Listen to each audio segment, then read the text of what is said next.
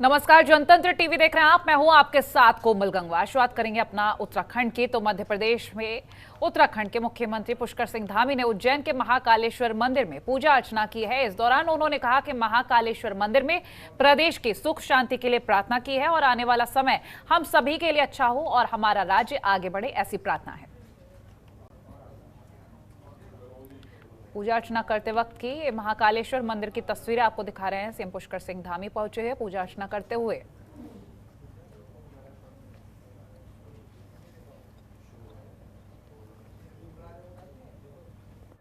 महाकालेश्वर भगवान के यहाँ तो मैं कुछ पहले से ही आता रहा हूँ, आज भी दर्शन किए और जब भगवान की उनकी इच्छा हुई, उनका आशीर्वाद हुआ तो यहाँ पहुँचा हूँ।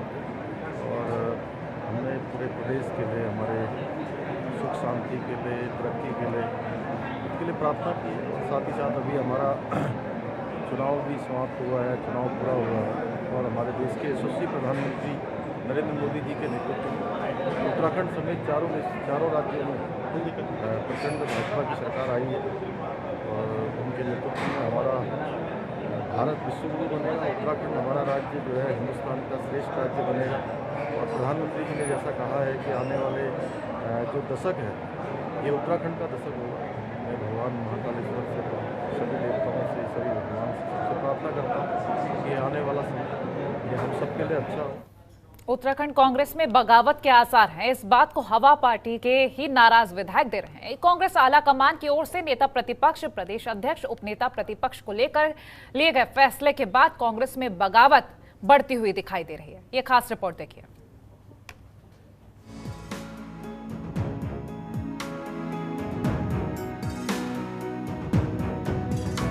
उत्तराखंड में हार के बाद कांग्रेस संगठन में बदलाव के बाद पार्टी में भूचाल आ गया।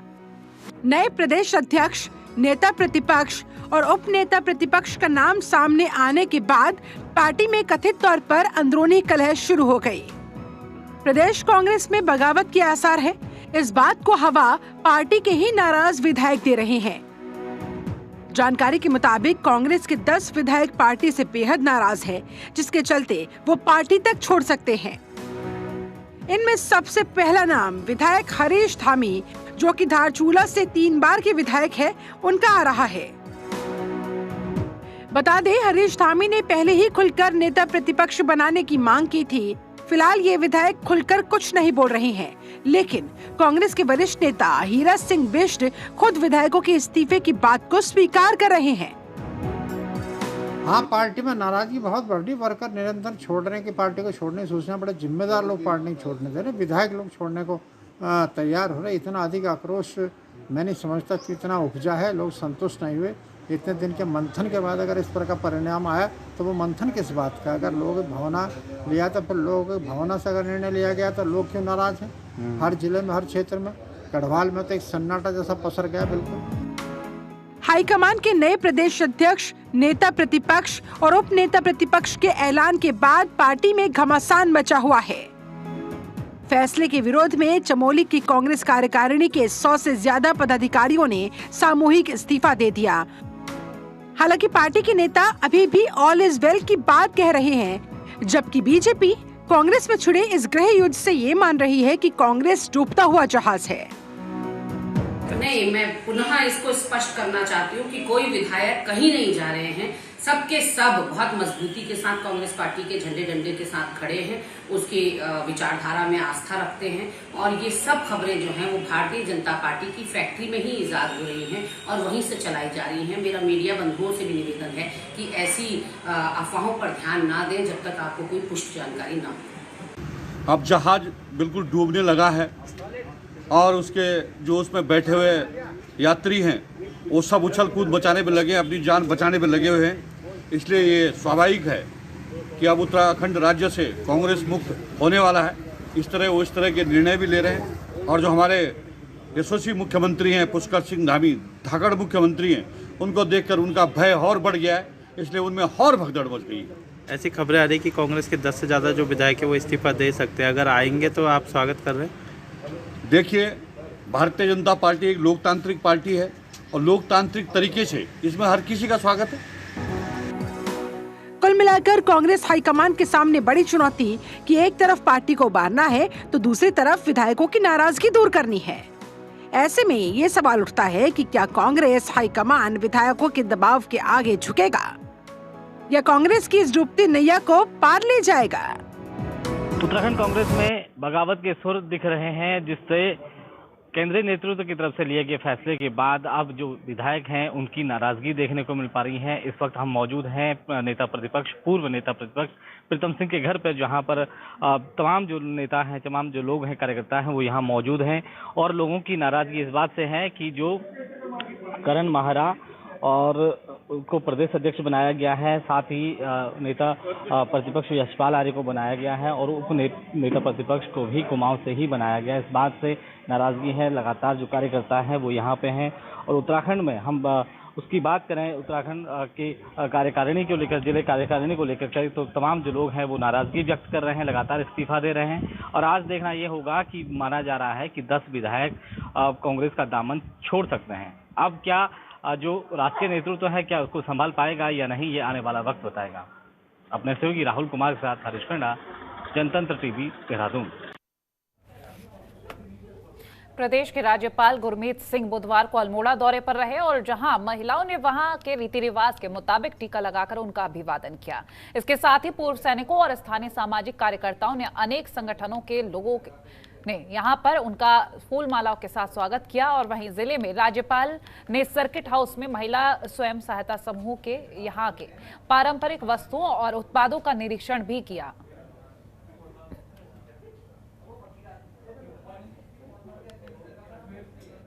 आने के अवसर पर मेरे दिमाग में 2 विचार थे। पहला कि यहाँ पर जो पानी की समस्या है उसका क्या समाधान हो और क्या हो रहा है उसके बारे में, और दूसरा ये जो जंगल में आग लगती है उसके लिए हम क्या तैयारी है।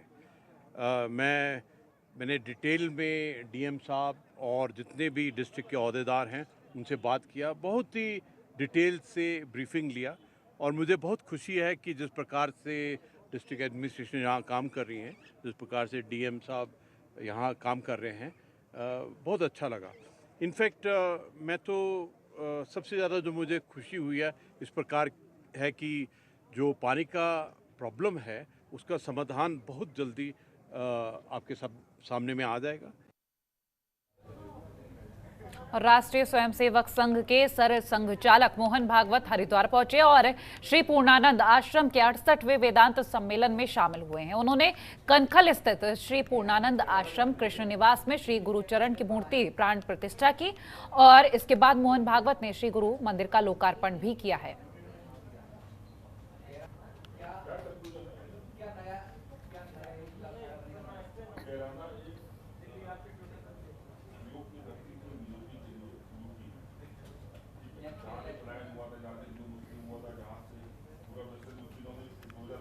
और उत्तराखंड महिला कांग्रेस की सहकारिता मंत्री धन सिंह रावत के आवास पर का घेराव कर मंत्री से इस्तीफा मांगा है और प्रदेश की धामी सरकार में धन सिंह रावत सहकारिता मंत्री हैं और इसी सहकारिता विभाग में भर्ती घोटाले के आरोपों के बाद सरकार ने जांच शुरू की है।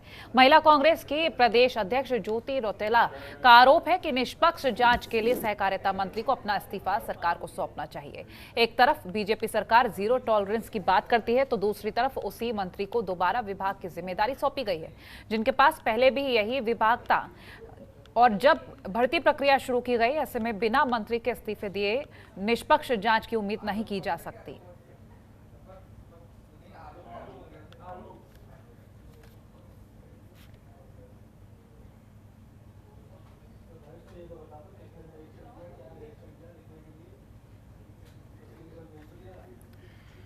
उत्तराखंड कांग्रेस के नए प्रदेश अध्यक्ष करण माहरा ने सहकारिता विभाग में भर्ती घोटाले को लेकर बीजेपी सरकार पर हमला बोला है और करण माहरा ने आरोप लगाते हुए कहा कि सहकारिता विभाग में एक प्राइवेट कंपनी के द्वारा परीक्षाएं कराई गई, इसमें नियुक्तियों में पारदर्शिता नहीं की गई है। इसके अलावा करण माहरा ने सहकारिता विभाग में चतुर्थ श्रेणी कर्मचारियों की नियुक्तियों का मामला भी उठाया। उन्होंने कहा कि चतुर्थ श्रेणी कर्मचारियों के पद समाप्त हो चुके हैं, लेकिन उसके बावजूद भी अपने चहेतों की भर्तियां की गई। मुख्यमंत्री जांच की बात तो कर रहे हैं, लेकिन जिन पर आरोप लग रहे हैं उन्हीं सहकारिता मंत्री की अध्यक्षता में जांच कराने की बात कही जा रही है। करण महारा ने कहा कि जब तक जांच पूरी नहीं हो जाती तब तक सहकारिता मंत्री को इस्तीफा दे देना चाहिए।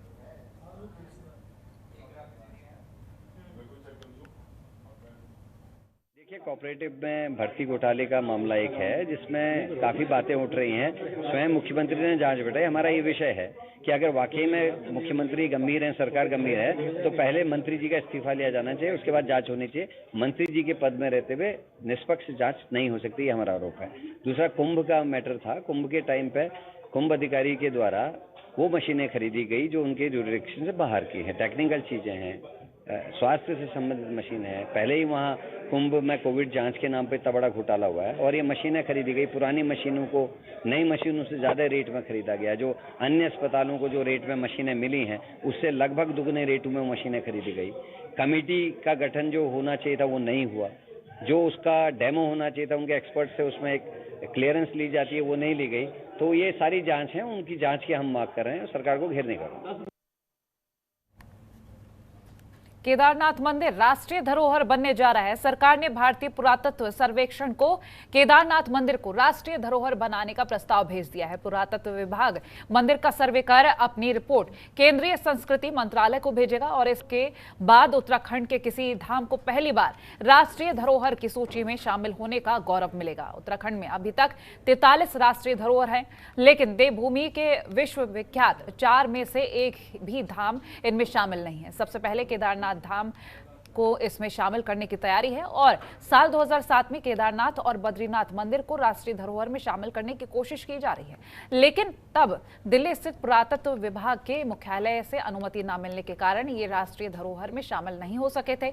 इस बार शासन की ओर से खुद केदारनाथ मंदिर को शामिल करने का प्रस्ताव दिया है।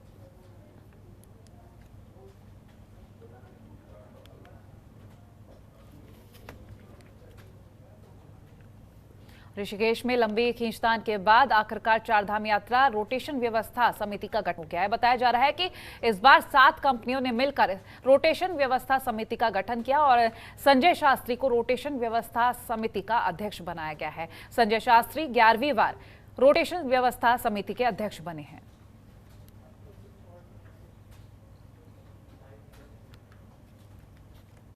हाँ, आज जैसे कि चारधाम यात्रा रोटेशन का गठन किया गया है।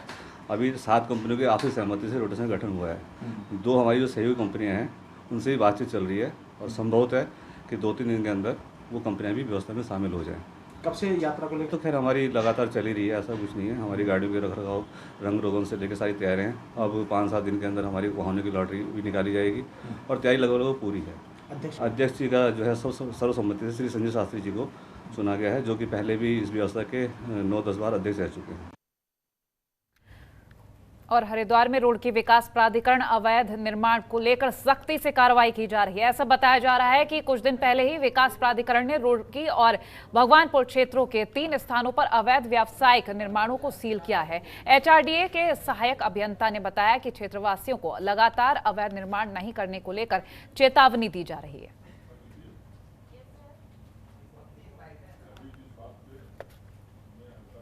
हरिद्वार रुड़की विकास प्राधिकरण के अंतर्गत ध्वस्तीकरण अभियान और सीलिंग अभियान हमारे उच्चाधिकारियों के निर्देशों पर बिल्कुल गतिमान है और उसी क्रम में हमने भी रुड़की क्षेत्र में जो है 3 सील किए हैं।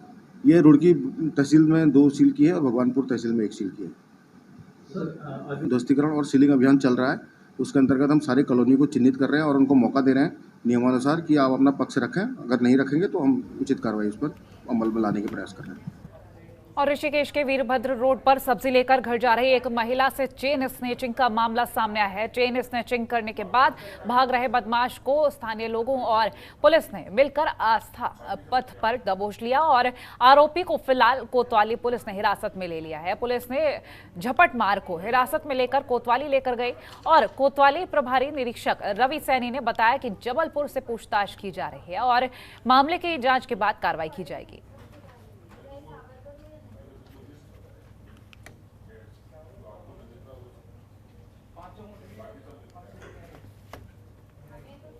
लक्सर क्षेत्र के मख्याली में भारतीय किसान यूनियन क्रांति ए राजनीतिक संगठन के कार्यकर्ताओं ने बैठक का आयोजन किया, जिसमें मुख्य अतिथि भारतीय किसान यूनियन क्रांति ए राजनीतिक संगठन के राष्ट्रीय अध्यक्ष विकास सैनी भी शामिल हुए और जहां उन्होंने किसानों की समस्याएं सुनी और संगठन को मजबूत करने के लिए सदस्यता अभियान भी चलाया, जिसमें उनके द्वारा लक्सर क्षेत्र के कई नए चेहरों को संगठन में शामिल किया गया। राष्ट्रीय अध्यक्ष विकास सैनी के द्वारा भारतीय किसान यूनियन क्रांति ए राजनीतिक संगठन के सभी कार्यकर्ताओं को लोगों की समस्याओं को जोर शोर से उठाने की बात कही गई।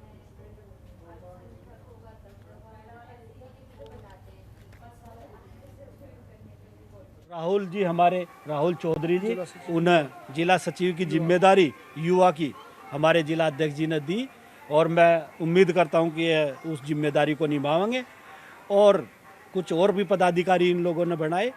तो जिस तरह से आज कोई भी विभाग आप देख लो, चाहे विद्युत विभाग देख लो, चाहे शिक्षा विभाग देख लो, पुलिस विभाग देख लो, चकबंदी विभाग देख लो, यहाँ हरिद्वार जिले में एक तरह की मतलब आम जनता और किसान की एक तरह से, चाहे कोई शिक्षा विभाग ले लो, उनके गार्जियंस की मतलब एक तरह से लूट, बस पैसा लूटना ही, पैसा कमाना ही मकसद रह गया। उत्तराखंड में गर्मी का सितम लगातार जारी है। चमोली जिले में भी गर्मी ने अब तक के अपने सभी रिकॉर्ड्स तोड़ दिए हैं। मौसम विभाग के निदेशक विक्रम सिंह का कहना है कि राज्य का तापमान सामान्य से 7 डिग्री ज्यादा है। ऐसी परिस्थिति 2004 में भी देखी गई थी और अभी कुछ दिन तापमान और बढ़ेगा, जिससे मैदानी क्षेत्रों का तापमान 40 डिग्री जबकि पहाड़ी क्षेत्रों में तापमान 30 डिग्री को पार करने वाला है। लगातार बढ़ते तापमान की वजह से राज्य में वनाग्नि की घटनाएं और भी ज्यादा बढ़ने वाली हैं।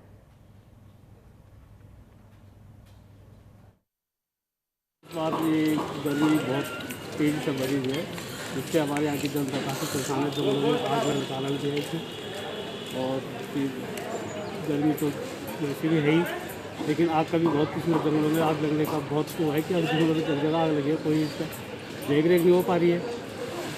भाई साहब पूरे आदि से बुरे हाल हैं, जिस तरह से ये पौधों में आग लगी हुई है और इससे चारों तरफ धुआं फैल रहा है और दम घुट रहा है जनता का और आम आदमी का।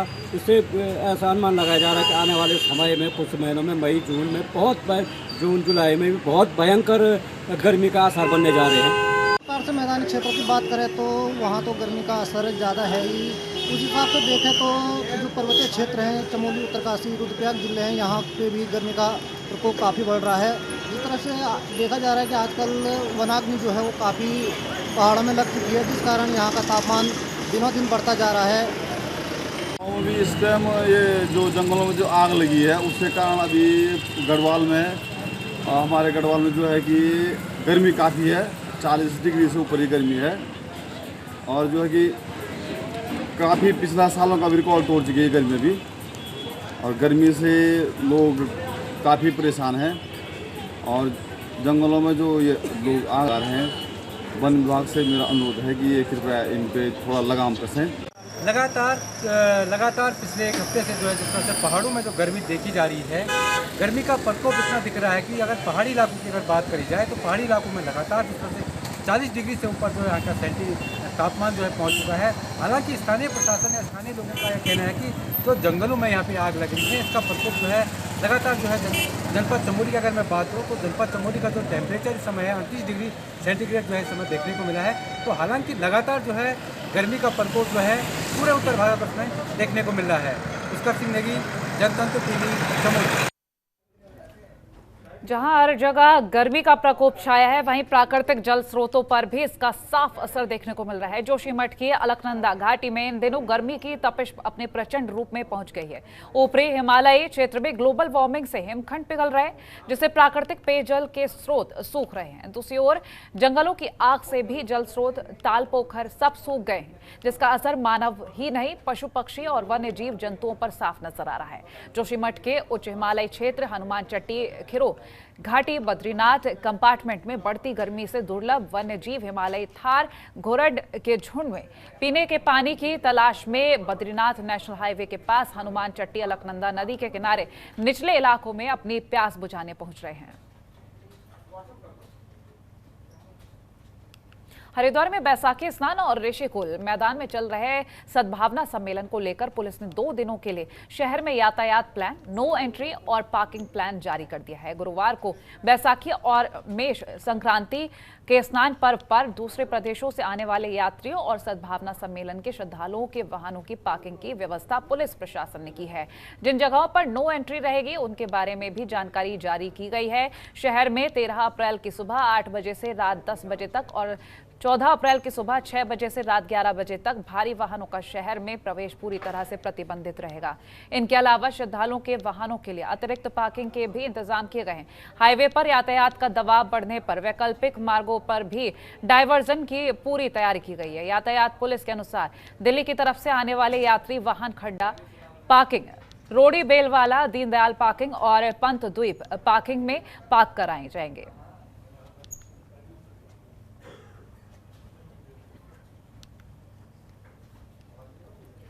ऋषिकेश में आगामी 4 धाम यात्रा को लेकर गढ़वाल कमिश्नर सुशील कुमार एक्शन में दिखाई दे रहे हैं। व्यवस्थाओं के लिए 2 बार बैठक करने के बाद गढ़वाल कमिश्नर ने इस बार आईएसबीटी परिसर का निरीक्षण किया और इस दौरान तमाम व्यवस्थाओं के बारे में अधिकारियों से फीडबैक लिया और उन्हें व्यवस्थाओं को और ज्यादा दुरुस्त करने के निर्देश दिए। निरीक्षण के दौरान मुख्य रूप से गढ़वाल कमिश्नर का फोकस पार्किंग और यात्रियों की सुविधाओं को लेकर रहा। साथ ही अधिकारियों को कॉल रिसीव करने और किसी कारण से कॉल रिसीव नहीं कर पाने की अवस्था में संबंधित नंबर पर कॉल बैक जरूर करने के निर्देश दिए हैं।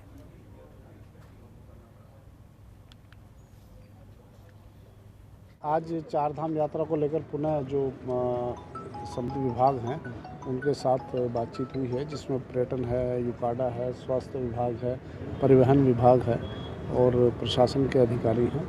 तो व्यवस्थाओं को लेकर ही बातचीत हुई है कि किस प्रकार आगामी जो 4 धाम यात्रा है उनको सुव्यवस्थित करें। मुख्यतः जो परिवहन को लेकर इश्यूज़ हैं उन पर बातचीत हुई है। वाहनों की क्या स्थिति है, पंजीकरण की क्या स्थिति है, काउंटर जैसे पिछली बैठक में हुआ था कि इस वर्ष काउंटर बढ़ाने की आवश्यकता है क्योंकि अधिक भीड़ आएगी। इसी तरह से पर्यटन का जो पंजीकरण है उसके यहाँ पर काफ़ी व्यापक व्यवस्था की जा रही है। टिहरी जिले में पर्यटन एक्टिविटी को बढ़ाने के लगातार प्रयास किए जा रहे हैं और अब पर्यटन विभाग द्वारा शासन को जिले में 4 रोपवे के लिए प्रस्ताव भेजा गया है, जिससे जहां पर्यटन एक्टिविटी बढ़ेगी वहीं रोजगार के भी नए ऑप्शन खुलेंगे। पर्यटन विभाग द्वारा सेम, नागराजा, कुंजापुरी, टिहरी और डोबरा के लिए रोपवे का प्रस्ताव शासन को भेजा गया है और शासन द्वारा हरी झंडी मिलने के बाद इसमें आगे की कार्रवाई शुरू की जाएगी। टिहरी जिले में सुरकंडा रोपवे भी बनकर तैयार है और अब नए रोपवे निर्माण से जहां सेम, नागराजा, कुंजापुरी को जाने वाली खड़ी चढ़ाई से लोगों को निजात मिलेगी, तो नई टिहरी से टिहरी झील बोटिंग पॉइंट के लिए रोपवे शुरू होने से भी पर्यटन को बढ़ावा मिलेगा।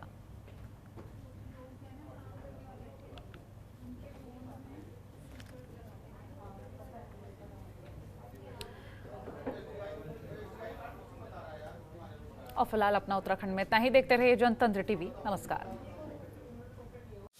खबरों के निष्पक्ष विश्लेषण के लिए सब्सक्राइब करें Jantantra TV and press the bell icon. Never miss any update.